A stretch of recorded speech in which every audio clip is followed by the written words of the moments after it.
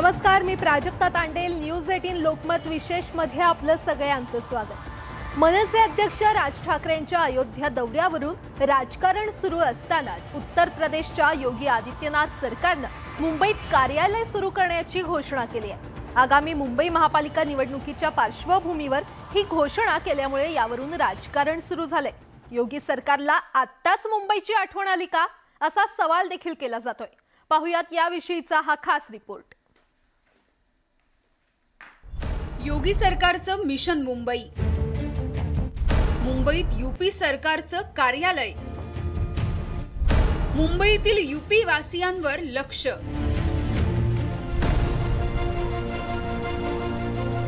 देशातील सर्वात श्रीमंत महापालिका म्हणून मुंबई महापालिकेची ओळख आहे. या महापालिका निवडणुकीच्या तोंडावर उत्तर प्रदेश सरकारनं एक महत्त्वाची घोषणा केली आहे. योगी आदित्यनाथ सरकारकडून लवकरच मुंबईत एक कार्यालय सुद्धा सुरू केलं जाणार आहे. या कार्यालयाच्या माध्यमातून मुंबईत स्थायिक झालेल्या तसंच रोजगारासाठी आलेल्या उत्तर भारतीयांना जोडण्याचा प्रयत्न केला जाणार आहे. या कार्यालयाच्या माध्यमातून मुंबईतील उत्तर भारतीयांना सामाजिक सुरक्षा आणि रोजगार उपलब्ध करून देण्यासाठी मदत केली जाणार आहे. तसंच आणीबाणीच्या प्रसंगात मदत पुरवली सुद्धा जाईल. मुंबईत स्थायिक झालेल्या उत्तर भारतीयांनी उत्तर प्रदेशात गुंतवणूक करावी यासाठी या कार्यालयामार्फत प्रयत्न केला जाईल. उत्तर प्रदेशातील पर्यटनाला चालना आणि पर्यटन संस्कृतीची ओळख करून देण्यासाठी हे कार्यालय काम करणार आहे. ह्या निर्णयामुळे उत्तर भारतीय समाजाचा मुंबईत राहणाऱ्या फार मोठा लाभ होणार आहे आणि आम्ही उत्तर भारतीय समाज ह्या निर्णयाचा स्वागत करतो. मुंबईत राहणाऱ्या उत्तर प्रदेशातील नागरिकांची संख्या लक्षणीय आहे.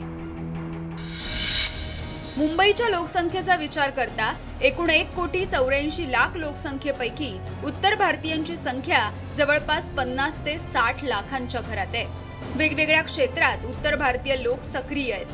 तसंच उत्तर प्रदेशातून रोजीरोटीसाठी मुंबईत येणाऱ्यांची संख्या सुद्धा मोठी आहे.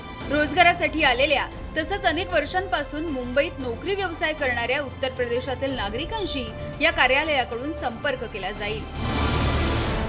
मात्र ऐन मुंबई महापालिका निवडणुकीच्या तोंडावर योगी सरकारने ही घोषणा केल्यामुळे याविषयी राजकीय चर्चेला सुद्धा तोंड फुटलंय. उत्तर प्रदेशमध्ये असं काय तसं आहे, त्याचं सरकार खूप चांगलं आहे. माझी विनंती आहे की उत्तर प्रदेशला जावं, कारण उत्तर प्रदेशमध्ये कुपोषणाचा नंबर 1 आहे. उत्तर प्रदेशमध्ये महिला अत्याचारामध्ये काय परिस्थिती आहे त्याच्याबद्दल माहिती घ्यावी. उत्तर प्रदेशामध्ये शिक्षणाची काय व्यवस्थापन आहे त्याच्याबद्दल माहिती घ्यावी आणि मोठ्या प्रमाणामध्ये जसं मी तुम्हाला सांगितलं की तिथे बेरोजगारीचं काय प्रमाण याच्या बाबतीत सुद्धा माहिती घ्यावी. आणि त्याचं जे भवन बनते मी माहिती आजकाल राजकारण थोडंसं वेगळ्या तऱ्हेने चाललेलं आहे. निवडणुका आलेल्या आहेत तर त्यांना हे आठवण येत आहे की त्यांचा तिकडे स्ट्रक्चर इथे आला बांधला पाहिजे. 5 वर्ष भारतीय जनता पार्टीचं सरकार होतं, का नाही बांधलं? आणि बांधत असेल तर हरकत नाही, देश अखंड आहे. परस्पर मुख्यमंत्री साहेबांनी स्वतःच्या राज्यामध्ये चांगली कामं करावी, ज्यांना कारणे तिकडची लोक त्यांना नोकऱ्या तिकडेच भेटले पाहिजे, दुसऱ्या राज्यामध्ये फिरता कामा नये. मुंबई महापालिकेत गेल्या 3 दशकांपेक्षा अधिक काळ शिवसेनेची एकहाती सत्ता आहे. मात्र गेल्या महापालिका निवडणुकीत भाजपनं शिवसेनेला जोरदार टक्कर दिली होती. आगामी निवडणुकीसाठी दोन्ही पक्षांनी आता कंबर कसली आहे. अशातच उत्तर प्रदेश सरकारनं हा निर्णय घेतल्यामुळे या निर्णयाविषयी अनेक तर्कवितर्क लावले जात आहेत. कोरोना काळात मुंबईत राहणाऱ्या उत्तर भारतीयांसाठी महाविकास आघाडी सरकारनं वेगवेगळे उपाययोजना केल्याचं पर्यटन मंत्री आदित्य ठाकरेंनी सांगितलं. ते मायग्रेंट लेबर का चालायला लागले, ट्रेन का बंद होते हे आपल्या सर्वांना माहिती आहे. पण तरी देखील आपण बघितलं असेल की या सर्व नागरिकांची व्यवस्था आपण महाराष्ट्रात अनेक वेगळ्या कॅम्प्समध्ये केलेली, अनेक वेगळ्या जागेंमध्ये केलेली. 3 वेळचं जेवण असेल, मेडिकल चेकअप असेल, काही ठिकाणी योगा देखील आपण सुरुवात केलेली. तर ह्या गोष्टी आहेत आणि ह्या सत्य आहेत. कोरोना काळात लॉकडाऊनमुळे लाखो उत्तर भारतीयांना मुंबई सोडावी लागली होती. हजारो मजुरांनी शेकडो किलोमीटरचा पायी प्रवासही केला. त्यामध्ये उत्तर प्रदेशातील मोलमजुरांची संख्या मोठी होती. आज केंद्र आणि राज्य सरकारने कितीही दावे प्रतिदावे केले तरीही हातावर पोट असलेल्या मजुरांचे मात्र प्रचंड हाल झाले होते, हे वास्तव कुणालाही नाकारता येणार नाही. उत्तर प्रदेशच्या सीमेवर मजुरांना रोखण्यात आल्याचे व्हिडिओ सुद्धा त्यावेळी व्हायरल झाले होते आणि त्यामुळेच आता शिवसेना आणि भाजपमध्ये यावरून श्रेयाची लढाई सुरू झाली आहे. मुंबई ही देशाची आर्थिक राजधानी आहे. मुंबईमध्ये सगळ्या राज्यांची भावना आहेत अनेक राज्यांची इन्व्हेस्टमेंट ऑफिसेस आहेत. त्यामुळे उत्तर प्रदेशने एखादं ऑफिस त्या ठिकाणी काढलं तर लगेच काही घाबरून जाण्याची आवश्यकता नाही आहे. मुंबई पॉवरफुल आहे, महाराष्ट्र पॉवरफुल आहे. आजवर उत्तर भारतीयांच्या मुद्द्यावर आक्रमक भूमिका घेणारी मनसे आता मात्र बॅकफूटवर गेल्याचं बघायला मिळतंय. तुमच्या माहितीसाठी सांगतो की अयोध्यामध्ये महाराष्ट्र नवनिर्माण सेनेचं प्रॉपर अयोध्यामध्ये कार्यालय उघडलंय. त्याच्या पलीकडे मी काय बोलणार. आगामी मुंबई महापालिका निवडणुकीचा विचार केला तर मुंबईमध्ये उत्तर भारतीय मतदारांची संख्या जवळपास 40 लाखांच्या घरात आहे. तर मुंबई महापालिकेतील 227 वॉर्डांपैकी 100 वॉर्डांमध्ये उत्तर भारतीय मतदारांची मतं ही निर्णायक ठरतात. त्यामुळे प्रत्येक वेळी निवडणुकीच्या तोंडावर सर्वच राजकीय पक्षांकडून उत्तर भारतीय मतदारांना चुचकारण्याचा प्रयत्न सुद्धा केला जातो. आता योगी आदित्यनाथ सरकारनं मुंबईत कार्यालय सुरू करण्याची घोषणा केल्यामुळे हा राजकीय कलगीतुरा चांगलाच रंगलाय. मात्र योगी आदित्यनाथ सरकारच्या या खेळीचा भाजपला फायदा होणार की शिवसेनेकडून त्या विरोधात मराठी कार्ड खेळलं जाणार हे लवकरच स्पष्ट होईल. Bureau report, news 18 Lokmat. आता वळूयात पुढच्या बातमीकडे.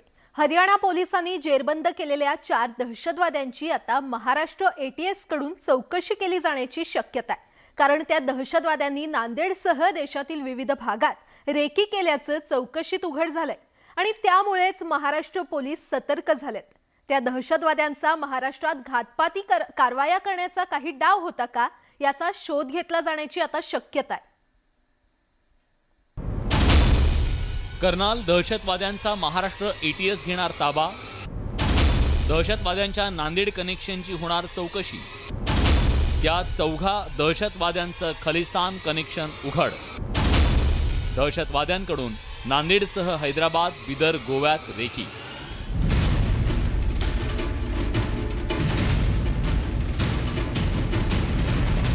गुरुवारी हरियाणातील कर्नालमध्ये पोलिसांनी दहशतवाद्यांविरोधात मोठी कारवाई केली. या कारवाईत 4 संशयित दहशतवाद्यांच्या मुसक्या आवळण्यात आल्या. तसंच त्यांच्याकडून मोठ्या प्रमाणात शस्त्र आणि स्फोटकांचा साठा जप्त करण्यात आला.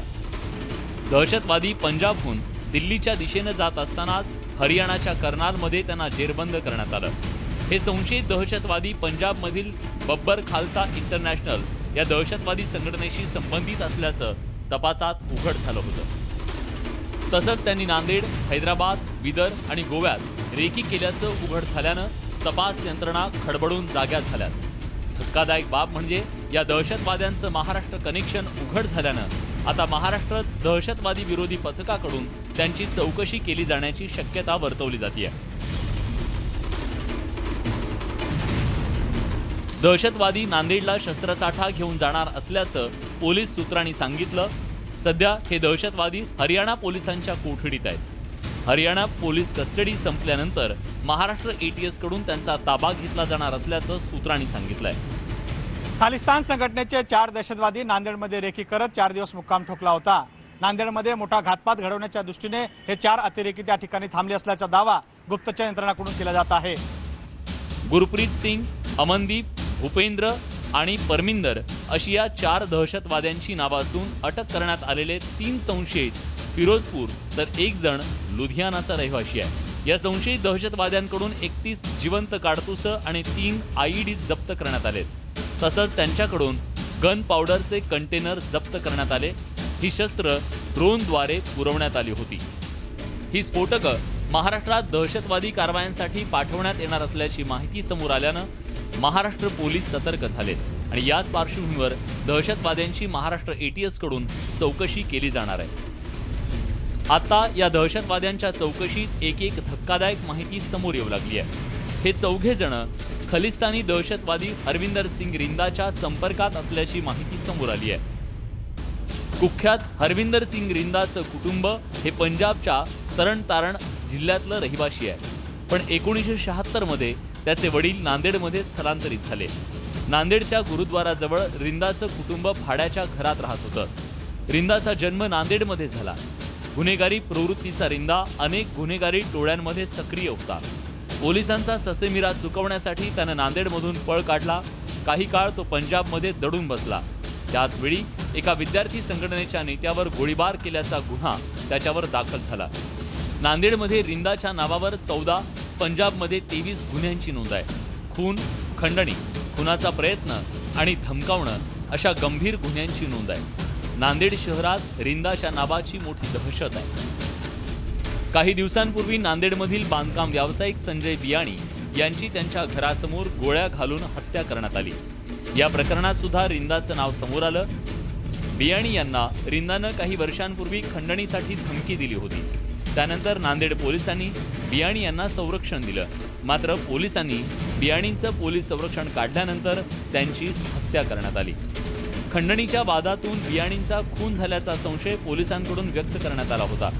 हरियाणा पोलिसांनी जेरबंद केलेल्या 14 दहशतवाद्यांचे रिंदाशी संबंध असल्याचं उघड झाल्यानं रिंदाचा महाराष्ट्रात घातपात करण्याचा विचार करत नव्हता ना, असा प्रश्न आता निर्माण झालाय। Bureau report, news 18 Lokmat.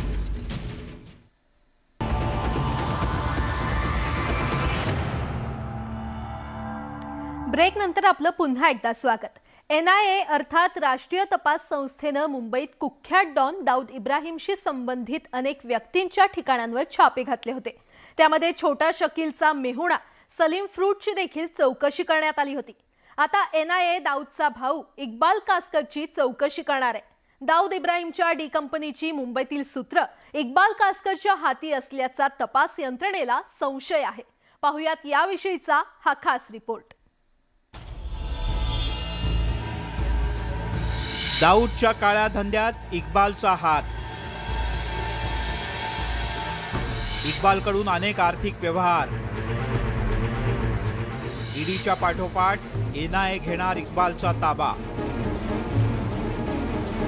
अंमली पदार्थांची तस्करी, बांधकाम व्यवसाय, जमिनीचे व्यवहार आणि खंडणी यातून दाऊद इब्राहिमच्या डी कंपनीला मोठ्या प्रमाणात हवालामार्फत पैसे पाठवले जात असल्याचं पुन्हा एकदा समोर आलंय। एकेकाळी दाऊदची बहीण हसीना पारकरची या आर्थिक व्यवहारात महत्त्वाची भूमिका असायची, पण दाऊदचा सख्खा भाऊ इक्बाल कासकर यापासून नामानिराळा होता। डी कंपनीच्या कारवायांशी आपला कोणताही संबंध नसल्याचा दावा इक्बालकडून आजपर्यंत वारंवार केला गेला। आजवर अनेक प्रकरणात त्याची पोलिसांकडून चौकशी सुद्धा झाली, पण आता ईडी आणि NIAच्या जाळ्यात इक्बाल कासकर चांगलाच अडकल्याचं पाहायला मिळतंय। तो दाऊदच्या डी कंपनीला मुंबईत हर प्रकारानं मदत करत असल्याचं समोर आलंय। काही वर्षांपूर्वी इक्बाल कासकरवर हल्ला झाला होता। त्यानंतर अनेक गुन्हेगारी कारवायांमध्ये त्याचं नाव समोर आलं, पण प्रत्येक वेळेला तो त्या प्रकरणातून सुटला देखील। इक्बाल कासकर हा दाऊदच्या काळ्या धंद्यातील पडद्यामागचा सूत्रधार असल्याचं आता समोर आलंय।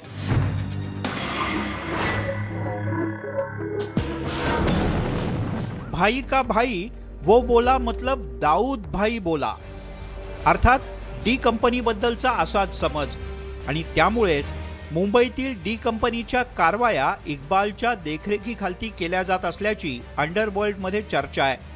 अंमली पदार्थांची तस्करी, बांधकामाचा व्यवसाय, जमिनीचे व्यवहार आणि खंडणी हे सगळेच प्रकार इक्बाल कासकरच्या मार्फतच केले जातात।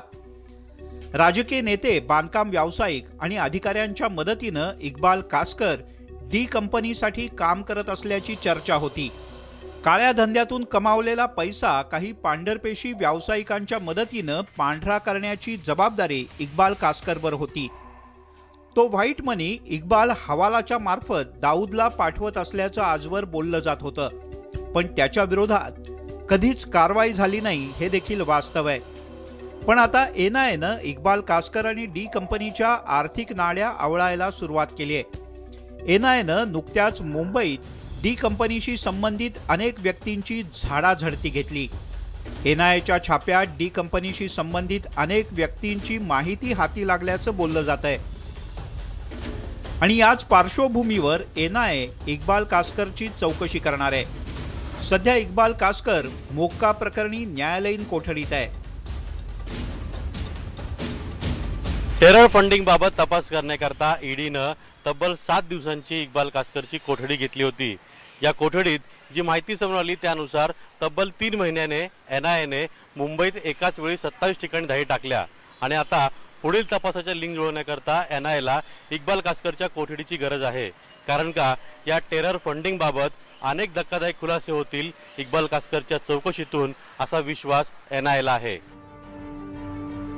खरं तर इक्बाल कासकरची पूर्वी ईडीनं चौकशी केली आहे, आता त्याची NIAनं कोठडी मागितली आहे। इक्बालच्या चौकशीतून डी कंपनीशी संबंधित काही गुपितं उघड होण्याची शक्यता आहे, कारण इक्बाल कासकर हा डी कंपनीचा अत्यंत महत्त्वाचा माणूस असून डी कंपनीकडून लष्कर-ए तोयबा आणि जैश-ए-मोहम्मद सारख्या दहशतवादी संघटनांना आर्थिक मदत केली जाते। भारतात घातपात घडवण्याचं डी कंपनीचं षडयंत्र असल्याची माहिती तपास यंत्रणांच्या हाती लागली आहे। यासाठी डी कंपनीकडून भारतात घातक शस्त्रांची तस्करी करण्याचा सुद्धा बेत असल्याचं बोललं जात आहे। मुंबईमध्ये सेलिब्रिटी आणि राजकीय नेत्यांना धमकावून खंडणी गोळा करण्यात इक्बाल कासकरचा हात असल्याचा NIAला संशय आहे। इक्बाल कासकरच्या चौकशीतून डी कंपनीच्या टेरर फंडिंगची माहिती उघड करण्याचा प्रयत्न NIAकडून केला जातोय। तसंच डी कंपनीला चोरी छुपे मदत करणारे पांढरपेशी आणि राजकारणी कोण आहेत याचा तपास NIAकडून केला जाणार आहे। इक्बाल कासकरच्या चौकशीतून डी कंपनीची अनेक गुपितं लवकरच उघडली जातील अशी शक्यता आहे। अजित मांढरे, न्यूज 18 लोकमत, मुंबई। आणि आता बातमी आहे राजद्रोहाच्या कलमासंदर्भातली। सर्वोच्च न्यायालयानं राजद्रोहाच्या कायद्याला स्थगिती दिली आहे। केंद्रानं दुरुस्ती करण्यास सहमती दर्शवल्यानंतर हा निर्णय घेण्यात आलाय। आता कोणत्याही व्यक्तीविरुद्ध राजद्रोहाच्या कायद्याअंतर्गत गुन्हा दाखल करता येणार नाहीये। या प्रकरणाची पुढील सुनावणी जुलैच्या 3ऱ्या आठवड्यात होणार आहे।